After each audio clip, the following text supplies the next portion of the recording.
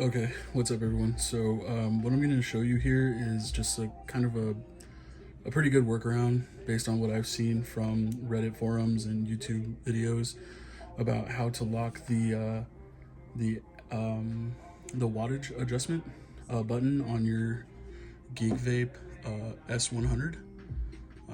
So as you can see, I did purchase two of them.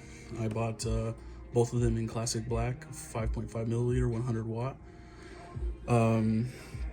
So what I noticed immediately was that one of them had this feature, this really cool feature, and just messing around with it, I realized that you were able to lock the wattage on the device without actually powering down or locking the entire operating system. So like when it's locked here with the sidebar, you can't even fire it because it's just entirely locked out. With one of them, I was able to lock the actual adjustment buttons for the wattage by just holding both the plus and minus one.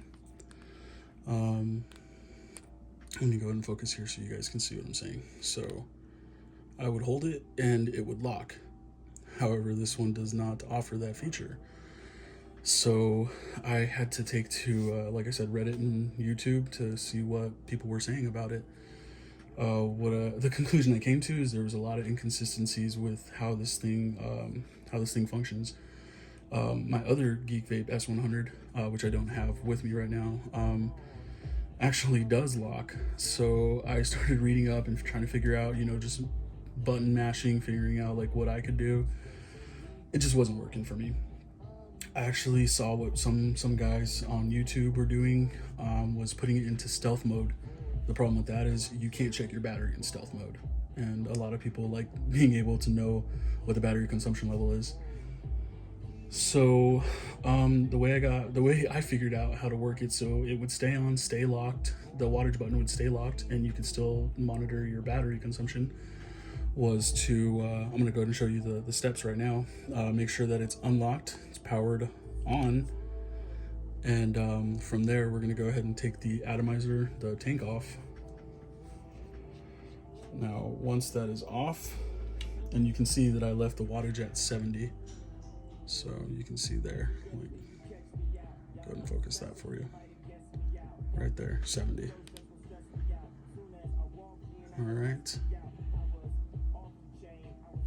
right, so what we're gonna do from here is we're gonna hit the fire button 3 times, 1, 2, 3, and once we've done that, we're gonna go ahead and, I'm sorry, so it's gonna be, I'm trying to do this and maintain focus on the camera.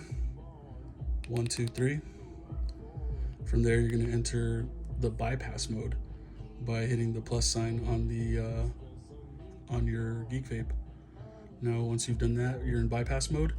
It does not change the wattage. So once the screen times out, you're gonna go ahead and put the atomizer back on, right?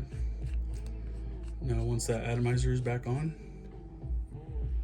it'll prompt you to determine whether it's a new or old coil.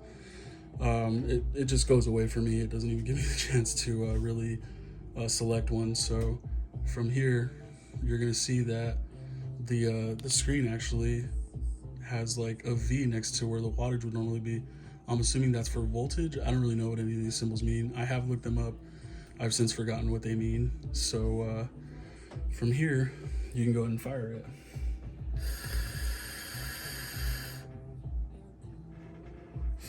You get a good smoke there. Now, the only thing I don't know is if it's actually changing the wattage while it's in bypass mode or not. But one thing I can tell you is that it doesn't change the wattage for you. So I'm pressing that button right now. It's unlocked. Now I'll show you when I switch it back to power mode that it'll still say 70.